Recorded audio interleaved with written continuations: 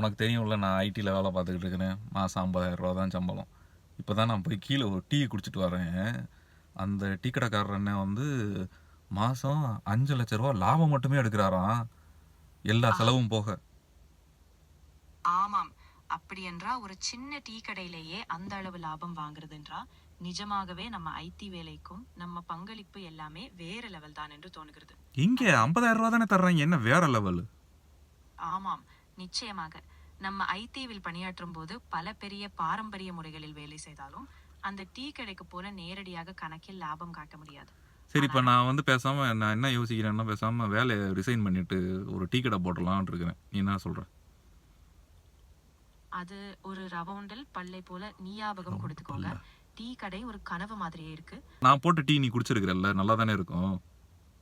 ஆமாம், அது ரொம்ப சுவையாக இருந்தது. சரி, நான் இப்படி பண்ணலாம். எனக்கு பதிலாக நீ டீ போட்டு விக்கி, நம்ம வந்து லாபத்தில் வந்து உனக்கு 10%, எனக்கு 90%. இது ஓகேவா? அது ரொம்ப சண்டை கூடிய ஒப்பந்தம் மாதிரி தான் இருக்கு. நிச்சயமாக நானும் டீ தயாரிக்கிறேன். ஆனா நீயே முழு நோக்கம் ரெகுலேஷன் எல்லாம் கவனிக்க. ஓப்பன். நீ டீ தயாரிக்கிறியா? நீ டீ போட்டு தர்றியா எனக்கு கடையில்? ஆமாம், நிச்சயமாக. இப்போதே அந்த டீ போட்டுடுறேன். அங்க போய் கசப்பும் இனிமையும் எல்லாம் சரியிலேயே இருக்கும். நீ வரைக்கும் குடிச்சு பார்த்து பாரு, ரொம்ப பிடிக்கும். அப்படியா? சரி, இப்போ நம்ம எப்படி நம்ம ஸ்ப்ளிட் பண்ணுறது? ப்ராஃபிட் எப்படி ஸ்ப்ளிட் பண்ணுறது? 90-10, எனக்கு 90, உனக்கு 10, ஓகேவா?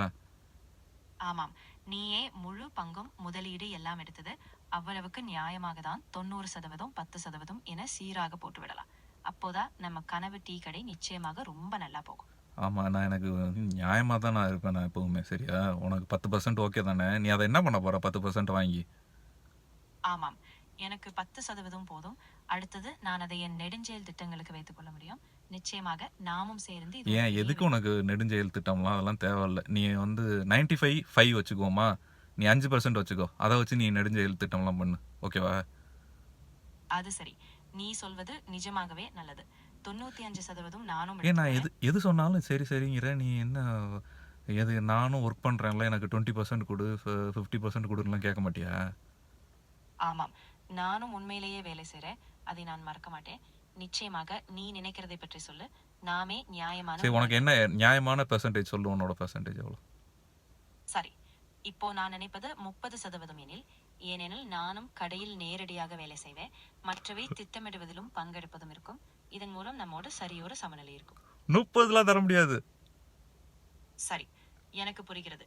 அப்படி என்றால் 20% தான் போதும். நானும் முழு முயற்சியுடன் பங்கெடுக்கிறேன். நீயும் முக்கியமான பங்கை கொடு.